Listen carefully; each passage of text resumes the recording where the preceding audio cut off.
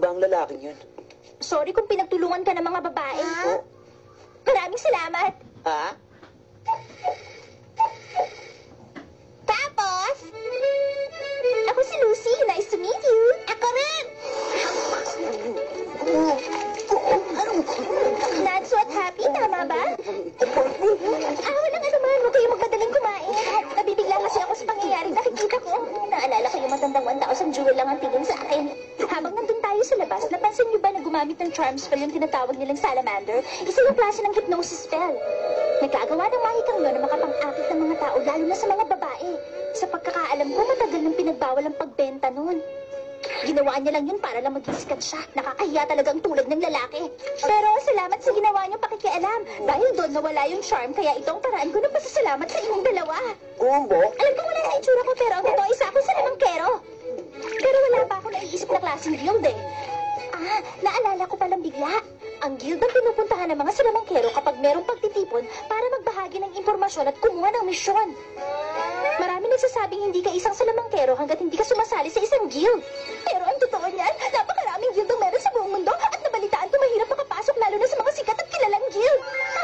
Ang gusto ko ay yung guild na magkakaroon ako ng kakilalang malalakas sa salamangkero. Ang gagawin ko? Gusto ko nang masalihan pero nahihirapan akong pumili. Pasensya ka na sa mga sinasabi ko. Alam kong iniisip mong para na akong nababaliw. Pero pinapangako ko, sasali talaga ako sa isa sa mga guild. Nararamdaman ko makakakuha ko doon ng maraming mahihirap na misyon. Sa tingin mo? Ang daldal mo pala? Teka lang. Naalala ko bigla, parang meron kayong hinahanap at tinatawag kanina. Oo, meron nga si Ignil. Nabalitaan namin nandito sa bahay na to si Salamander. Kaya naisip namin alamin kung totoo pero mukhang nagkamali kami. Hindi talaga siya mukhang salamander kahit anong tingin ko. Fire dragons kasi tulad nila kaya iniisip ko na Ignil talaga ang itsura niya. Matanong ko lang, anong klaseng tao naman ang tinutukoy yung fire dragon? Hindi kaya siya isang tao.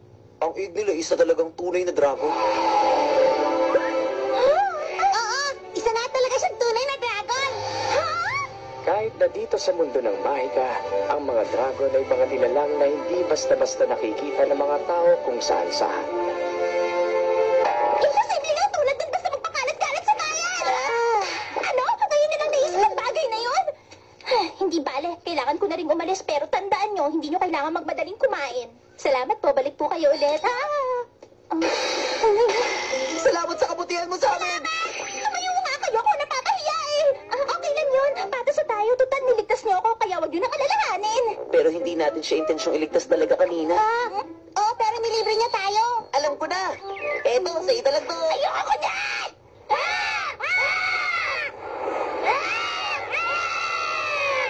Ito ang Magic Magazine, ang Weekly Sorcerer. Ano ba yan? May ginawa na namang hindi maganda ang mga taga-fairy tale. Nahuli nila ang 7 Devon Thieves, pero nasira nila ang mga bahay dahil sa ginawang paghuli. Iba talaga sila.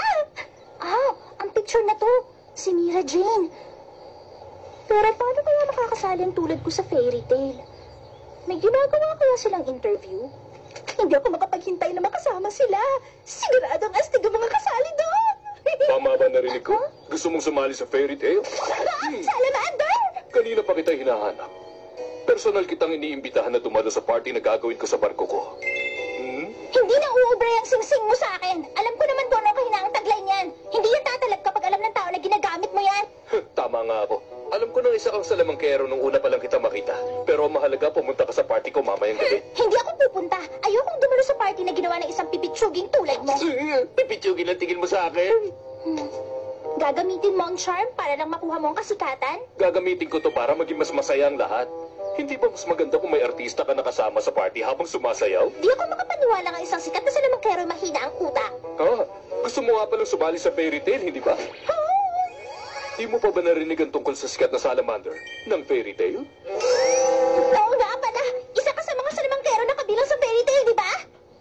Tama ka sa sinabi mo. Kung gusto mong sumali, kakausapin ko lang ang guild master namin. Napakagandang pakinggan ang party gagawin mo. Ang galing mo naman magbago ng isip. Alam mo ba yon? Sa tingin mo ba, malaki ang pagkakataon kung makasali ako sa fairy tale? Oo naman. Basta kailangan mo yung sikreto ang tungkol sa charm na hawak mo. Oo, sige ba? Magkita na lang tayo mamaya sa party. Sige, magkita tayo sa party! Kinamitan niya yata ako ng